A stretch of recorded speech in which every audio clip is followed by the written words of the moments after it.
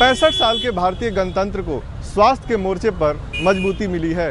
ये क्षेत्र अब भारत की एक अलग पहचान दे रहा है।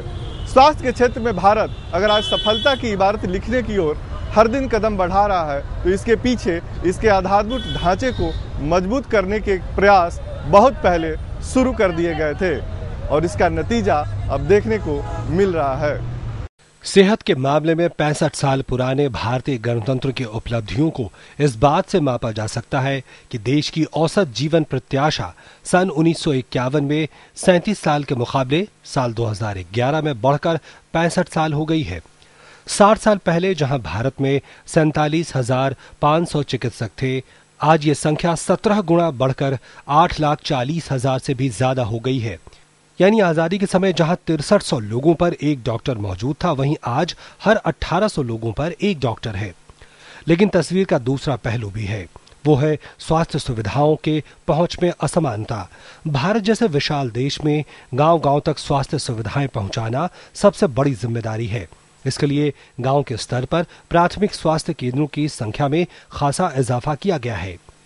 1955 में देश भर में मात्र 77 प्राथमिक स्वास्थ्य केंद्र थे, जो 2011 में 300 गुना बढ़कर करीब 24,000 हो चुके हैं। इसकी वजह से ग्रामीण इलाकों में बेहतर स्वास्थ्य सुविधाएं पहुंचाना संभव हो पाया है।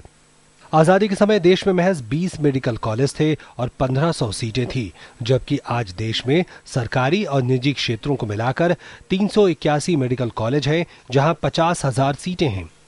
1956 में एम्स की स्थापना की गई थी और अब आबादी के बढ़ते दबाव को देखते हुए 6 नए एम्स खोले गए हैं। साथ ही 39 मेडिकल कॉलेज और अस्पतालों को भी अपग्रेड किया गया है। ये तो बात हुई देश में स्वास्थ्य जरूरतों को लेकर बुनियादी सुविधाओं के विकास की, और अब नजर डालते हैं उन आंकड़ों पर जो इनके असर को भी दिखाते हैं। 5 साल से कम उम्र के शिशु मृत्यु दर में भी काफी गिरावट दर्ज की गई है। 2011 के आंकड़ों के मुताबिक प्रति 1000 पर 42 बच्चों की मौत हो जाती है, जबकि साल 1950-51 में यह आंकड़ा 148 था। वर्ष 2011 में प्रसव के दौरान प्रति 1 लाख पर 212 महिलाओं की मौत हो जाती है, जो कि 1957 में 1287 थी। स्वास्थ्य के क्षेत्र में अगर बेहतरी की बात करें तो कुपोषण, कुष्ठ रोग, हैजा, मलेरिया, टीबी और HIV जैसी बीमारियों को लेकर बेहतर नतीजे दिखाई दिए हैं।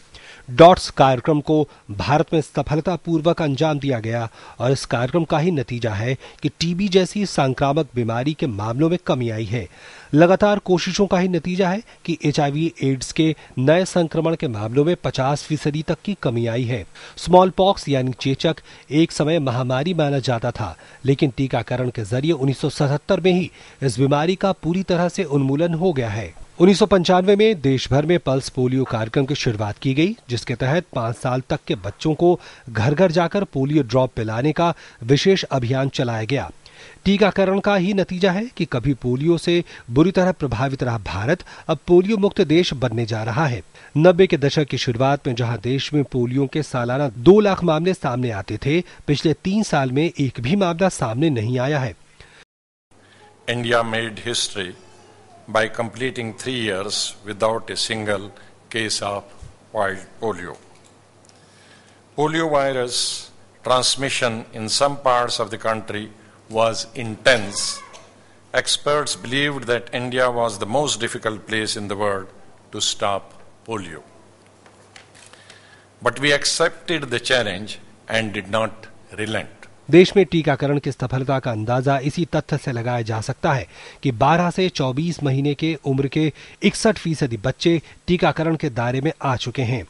जनसंख्या नियंत्रण के प्रयासों के तहत प्रजनन दर में भी कमी आई है। जहां 1950 में प्रजनन दर 6 था, तो वहीं 2011 में यह घटकर 2.5 हो गया है। 1991 के उदारीकरण का असर स्वास्थ्य क्षेत्र पर भी पड़ा। बड़ी संख्या में विश्व स्तरीय निजी अस्पताल खुले, जहां पर सभी गंभीर बीमारियों का इलाज होने लगा।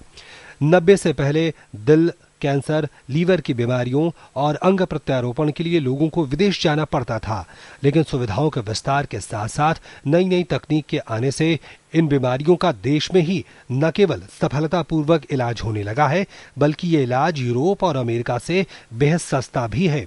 इसी का नतीजा है कि भारत आज दुनिया भर में मेडिकल हब के रूप में अपनी पहचान तेजी से बनाता जा रहा है और मेडिकल टूरिज्म इसके विकास का एक नया मुहावरा बन गया है। इस बात की तस्दीक करता है यह आंकड़ा, जिसमें पिछले साल तकरीबन 5 लाख लोग भारत सिर्फ इलाज कराने के मकसद से आए। अब सरकार यूनिवर्सल हेल्थ कवरेज यानी बेहतर स्वास्थ्य सुविधाओं तक सबकी पहुंच सुनिश्चित करने के लक्ष्य के साथ काम कर रही है। इसके लिए ग्रामीण इलाकों में स्वास्थ्य सुविधाओं को मजबूत किया जा रहा है, जहां आज भी आबादी का एक बड़ा हिस्सा रहता है।